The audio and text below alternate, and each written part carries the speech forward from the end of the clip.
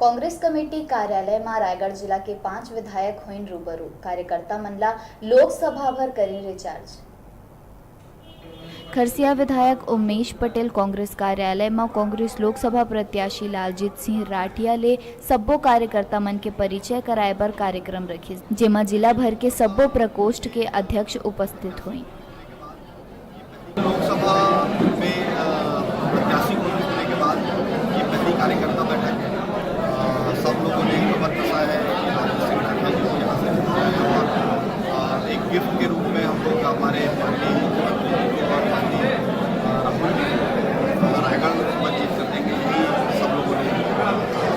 मेरा कहने का मतलब ये है कि कोई भी व्यक्ति अगर किसी का आपसी विवाद है तो लालजीत सिंह राठिया के लिए वोट करें, भूपेश बघेल जी के लिए वोट करें और माननीय राहुल जी के लिए वोट करें। उनको याद रखकर वोट करें ताकि आपसी रंजिश लोगों के बीच में। लोकसभा प्रत्याशी लालजीत सिंह राठिया सब्बो मल्ला मिलजुल के काम करे और छत्तीसगढ़ सरकार के कार्य ला जनता तक पहुंचाए के आह्वान करे। रायगढ़ ले डिजिटल रिपोर्टर संतोष पुरुषवानी के रिपोर्ट।